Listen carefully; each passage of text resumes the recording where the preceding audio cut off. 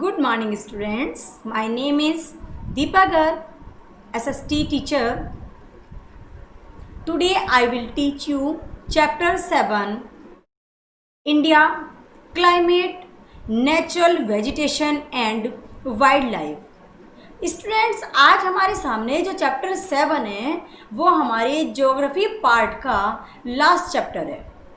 हमारी बुक है SST। इस बुक को 3 पार्ट में डिवाइड किया हुआ है। नंबर 1 पर हमारा था ज्योग्राफी, नेक्स्ट होगा हिस्ट्री, देन थर्ड पार्ट होगा हमारा सिविक्स। तो आज जो हम चैप्टर स्टडी कर रहे हैं ज्योग्राफी का वो हमारा लास्ट चैप्टर है, चैप्टर 7। इसके बाद हमारा हिस्ट्री पार्ट शुरू होगा, देन हमारा सिविक्स शुरू होगा।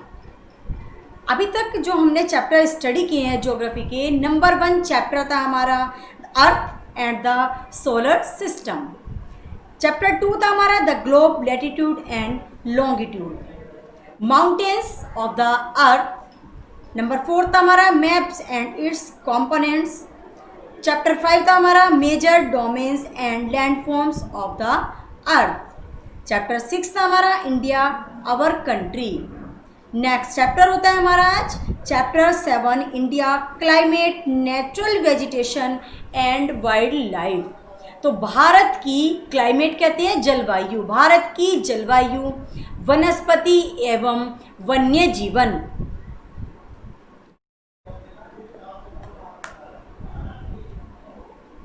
India is a land of great diversity. We can see its diversity in terms of relief, features, climate, natural vegetation, wildlife, and so on. This diversity gives the nation a unique identity. जो भारत की जलवायु है, हमारा देश विविधताओं से घिरा होने के बाद भी इसके भौतिक स्वरूप जैसे जलवायु, वनस्पति, वन्य जीवन आदि में दृष्टिगत होता है। यह विविधता जो है राष्ट्र को विश्व में एक विशिष्ट पहचान देती है। नंबर 1 आता है हमारा क्लाइमेट। क्लाइमेट कहते हैं जलवायु। क्लाइमेट होता है हमारा जलवायु। Due to a wide variety of land features the climate conditions in India vary from one place to another. The interior and central parts experience a continental type of climate where winters are very cold and summers are very hot because of their distance from the sea. This is called extreme climate along the coastal areas like Gujarat and Tamil Nadu. The climate is moderate all the year round. This type of climate is called equal climate.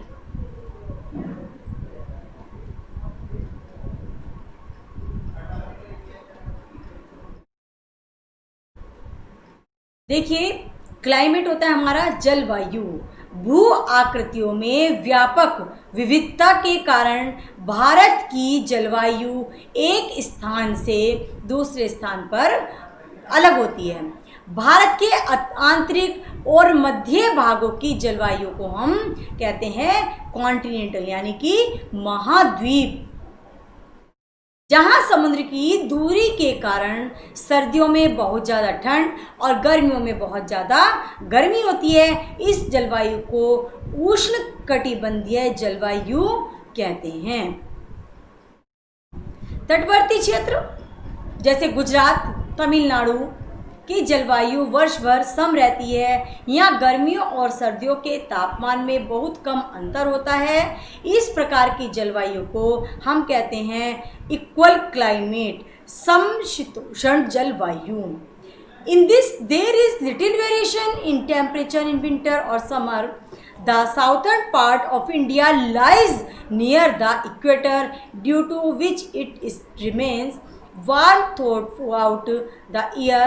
Meghalaya receives heavy rainfall while Rajasthan remains hot and dry.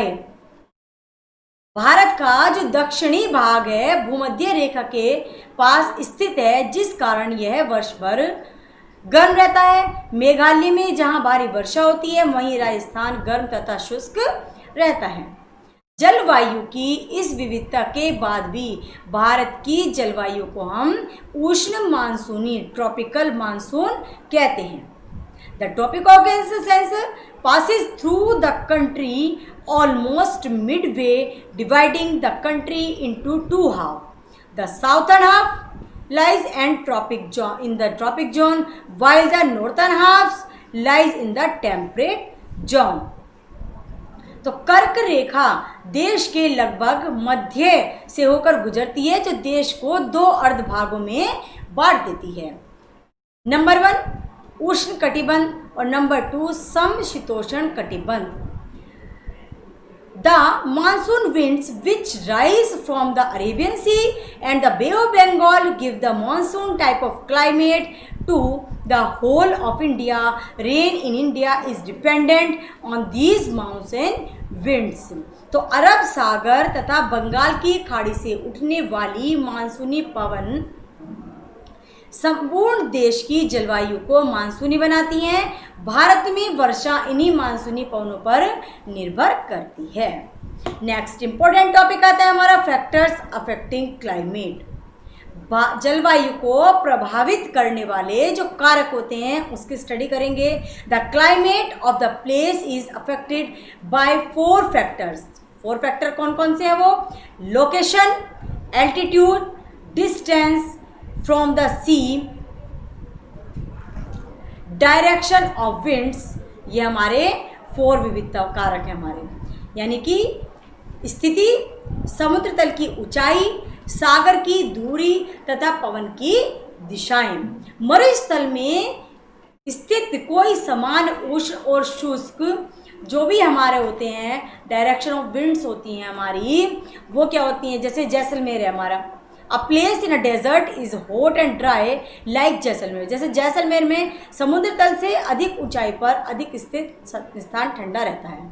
A place located in high altitude is cold like then a Lahaul Spiti, यानी कि लाहौल स्थिति में, लाहौल स्पीति जो होती है हमारी, उसमें क्या होता है हमारा, वहाँ पर एक स्थिति ठंडी रहती है। A place near the sea is humid like Mumbai. The direction of winds makes a place hot और cold like Delhi become very hot due to north wind called loo. The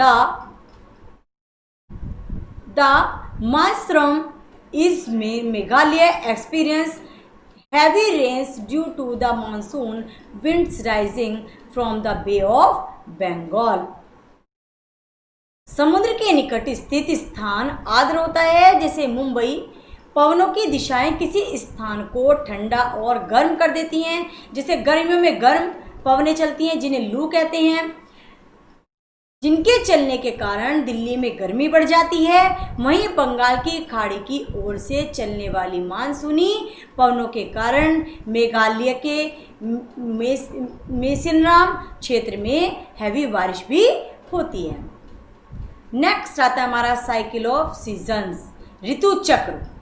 जो ऋतुएं हमारी समय समय पर चेंज होती रहती हैं, उनके बारे में स्टडी करेंगे। वो कौन कौन सी ऋतुएं होती है? The 4 chief seasons in India are. भारत में 4 मुख्य ऋतुएं होती हैं। नंबर 1 विंटर, जिसको कहते हैं शीत ऋतु। नंबर 2 होती है हमारी समर, जिसको कहते हैं ग्रीष्म ऋतु। नंबर 3 होते हैं season of south western monsoon, दक्षिणी पश्चिम मानसून की ऋतुएं।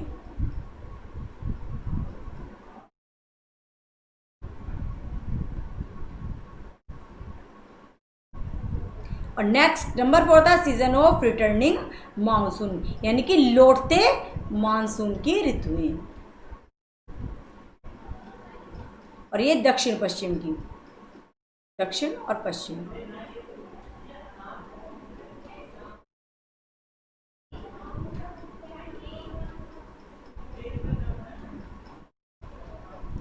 तो नंबर 1 आती है हमारे winter. This season extended from December to February. In this season the sun rays do not fall directly in North India, due to which the temperature is how low there, while it remains somewhat warm in South India. The winds blow from north to south. When these winds blow over the Bay of Bengal, they are moisten and bring rain to the coastal areas of Tamil Nadu. तो जो शीत ऋतु होती है हमारी दिसंबर से फरवरी तक का इसका समय होता है। इस ऋतु में सूर्य का प्रकाश उत्तरी भारत में सीधे नहीं पड़ता है, जिसके कारण यहाँ का तापमान न्यून रहता है। वहीं दक्षिणी भारत में गर्माहट भी बनी रहती है। पवनें उत्तर से दक्षिण की ओर चलती हैं। जब ये पवनें बंगाल की खाड़ी के ऊपर बहती हैं तो ये नमी से भर जाती हैं और तमिलनाडु के तटवर्ती क्षेत्रों में वर्षा लाती हैं। नेक्स्ट होता है हमारा समर यानी कि ग्रीष्म ऋतु। This season extended from March to May. ये ऋतु हमारी मार्च से लेकर के मई तक चलती है। In this season the sun rays fall directly in the north India, due to which the temperature is high, hot and dry winds called loo. इस ऋतु में उत्तरी भारत में सूर्य का प्रकाश सीधा पड़ता है, जिसमें तापमान बहुत उच्च हो जाता है। गर्म और शुष्क पवनें, जिनको हम कहते हैं लू, संपूर्ण क्षेत्र में चलती रहती हैं। अरब सागर से पूर्वी मानसून चलती हैं, जिनके कारण केरल और पश्चिमी तटवर्ती मैदानों में वर्षा होती है। इस वर्षा को आम्र वर्षा भी कहते हैं, क्योंकि इसके फलस्वरूप आम की फसल पक जाती है। The monsoon winds rise in the Indian Ocean are divided into two branches.